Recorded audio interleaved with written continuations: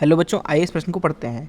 संलयन अति उच्च ताप पर ही संभव है क्योंकि अति उच्च ताप पर पहला ऑप्शन है परमाणु आयनीकृत हो जाते हैं, दूसरा ऑप्शन है अणु विघटित हो जाते हैं, तीसरा ऑप्शन है नाभिक विघटित हो जाते हैं, चौथा ऑप्शन है नाभिक इतने ऊर्जित हो जाते हैं कि वे परस्पर प्रतिकर्षण का अतिक्रमण कर सकें। आइए इस प्रश्न की मुख्य अवधारणा की चर्चा करें। दरअसल इस दुनिया का हर एक पदार्थ जो होता है वो अणु से बना है।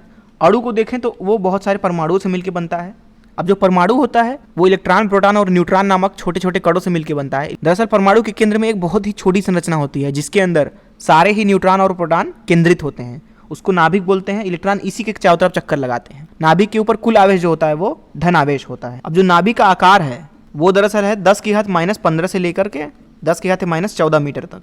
ये बहुत ही ज़्यादा छोटी आकृति है। दरअसल नाभिक के आकार को आप ऐसे समझ सकते हैं कि 1 मीटर लंबाई को आप 10⁻15 बार बराबर हिस्सों में बांट दीजिए, तब जाके एक हिस्सा जो होगा वो नाभिक के आकार को प्रदर्शित करेगा। तो नाभिक इतना ज़्यादा छोटा होता है। अब नाभिक के अंदर ही सारे प्रोटॉन एक दूसरे के साथ जुड़े होते हैं उतनी कम आकृति में, जिसकी वजह से क्योंकि हर एक प्रोटॉन के ऊपर धनावेश होता है तो इन धनावेशों के बीच में बहुत ही अधिक स्थिर वैद्युत बल लगती है। अगर आप स्थिर वैद्युत बल का मान लिखना चाहें तो वो होता है कि Q1 Q2/r²। अर्थात अगर R बहुत कम हो तो जो बल होगा स्थिर वैद्युत बल वो बहुत ही ज़्यादा बढ़ जाएगा। तब ये नाभिक के अंदर एक साथ कैसे बंधे रहते हैं? दरअसल उसका कारण होता है नाभिकीय बल। नाभिकीय बल इस ब्रह्मांड का सबसे मजबूत बल होता है। यही बल है जो कि इन प्रोटॉनों को एक साथ जोड़े रखता है नाभिक के अंदर। किंतु यह बल की कमी यह है कि यह बल तभी लगेगा जब आप प्रोटॉन को इतने करीब लाओगे।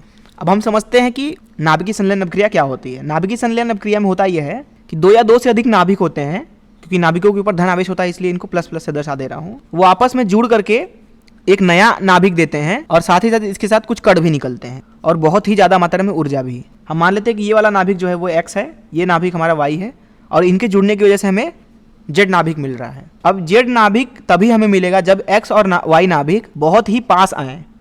अब X नाभिक और Y नाभिक दोनों के ऊपर धन आवेश हैं। जैसा कि मैंने आपको बताया कि नाभिक के अंदर प्रोटॉन होते हैं और उनके ऊपर धनावेश होता है, इसलिए पूरा नाभिक ही धनावेशित होता है। अब जब नाभिकों को पास में लाएंगे तो दरअसल ये एक दूसरे को प्रतिकर्षित करेंगे स्थिर वैद्युत बल के द्वारा। किंतु नाभिकीय संलयन में होता ही यही है कि 2 नाभिक आपस में चिपकते हैं, अर्थात एक दूसरे के बहुत ही करीब आते हैं। तो दरअसल इस स्थिर वैद्युत बल का सामना करना पड़ेगा X और Y नाभिकों को। अर्थात उनके पास जो ऊर्जा होनी चाहिए वो बहुत ही ज़्यादा होनी चाहिए, अर्थात इनकी जो गति होनी चाहिए V। हम मान लेते हैं Y नाभिक जो है वो Vy गति से आ रहा है, X नाभिक Vx से। दरअसल यहाँ पे जो Vx और Vy है ये बहुत ही ज़्यादा होना चाहिए, तभी ये नाभिक एक दूसरे के पास आ पाएंगे और एक दूसरे के साथ जुड़ करके नया नाभिक दे पाएंगे Z नाभिक। अर्थात संलयन अभिक्रिया संभव हो पाए इसलिए जरूरी है कि दोनों नाभिक बहुत ही तीव्र गति से गति करें। अब इनकी गतियाँ अधिक हैं, अर्थात इनकी गतिज ऊर्जा भी ज़्यादा है, या फिर बोले कि इन दोनों नाभिकों की जो है ऊर्जा बहुत ज़्यादा होनी चाहिए। तो संलयन प्रक्रिया में जो अभिक्रियक नाभिक हैं उनके पास में बहुत ही ज़्यादा मात्रा में ऊर्जा होनी चाहिए, तभी वो संलयन अभिक्रिया कर सकते हैं।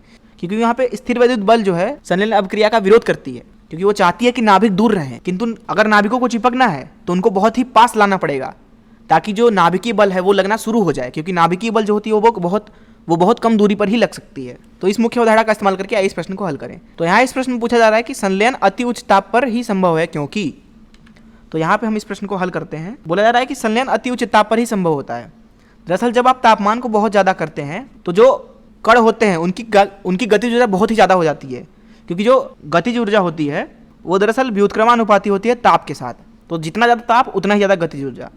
अब जैसा कि आपको पता है कि नाभिकीय संलयन के लिए जरूरी है कि गतिज ऊर्जा ज़्यादा हो, इसलिए नाभिकीय संलयन के लिए जरूरी होता है कि ताप भी बहुत उच्च हो और गतिज ऊर्जा इसलिए ज़्यादा होनी चाहिए ताकि वे इस प्रतिकर्षण का विरोध कर सके। तो यहाँ पे अगर हम देखें तो डी ऑप्शन में हमसे बोला जा रहा है कि नाभिक इतने ऊर्जित हो जाते हैं कि वे परस्पर प्रतिकर्षण का अतिक्रमण कर सकें। सही बात है।